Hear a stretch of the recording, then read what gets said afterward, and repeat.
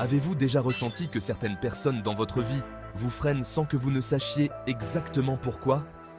Ce sentiment, c'est le paradoxe de l'étranger familier, des visages proches, apparemment bienveillants, qui drapent silencieusement votre potentiel. Dans cette vidéo, découvrez les 5 types de personnes qui peuvent, sans que vous le sachiez, saboter votre croissance. Préparez-vous à identifier ces freins pour enfin vous libérer et évoluer. 1. Le douteur. Pierre a un ami de confiance, quelqu'un qu'il consulte pour chaque nouvelle idée. Mais cet ami, au lieu de l'encourager, sème toujours le doute. Es-tu sûr de toi? Ça semble risqué. D'abord, Pierre pense que c'est du pragmatisme, mais à force, il se sent paralysé, ses propres ambitions minées par le doute. Albert Camus dit que plus on connaît quelqu'un, plus son avis semble résonner en nous.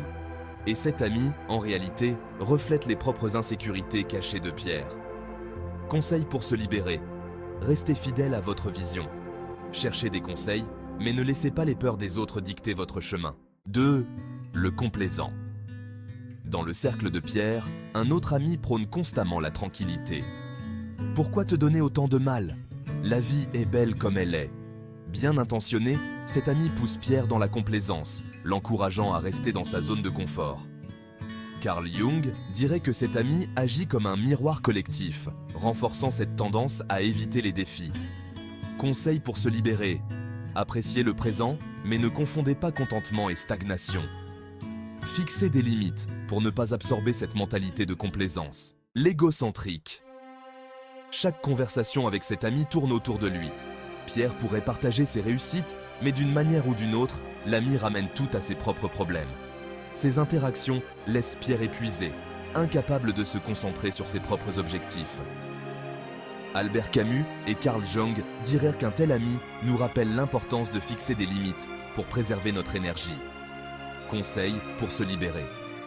Fixez des limites, prenez du recul pour vous recentrer.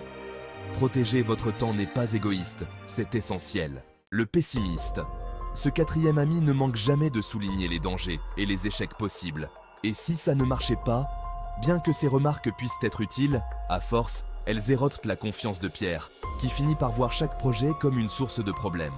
Selon Carl Jung, ce pessimisme est souvent une projection des propres peurs de cette personne. Conseil pour se libérer. Minimisez l'exposition à ces influences négatives. Entourez-vous de personnes qui voient le potentiel, qui vous inspirent et vous poussent à avancer. Le nostalgique.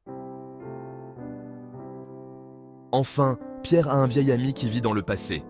Chaque rencontre est l'occasion de revivre les bons vieux souvenirs, créant une ancre qui retient Pierre à ses anciennes habitudes au lieu de le motiver à avancer. Albert Camus et Carl Jung souligneraient que cette nostalgie peut devenir un obstacle, empêchant de se projeter vers de nouvelles opportunités. Conseil pour se libérer. Appréciez les souvenirs, mais concentrez-vous sur le futur. La croissance ne vient pas en regardant en arrière. Chacun de ces types de personnes a une influence subtile mais puissante.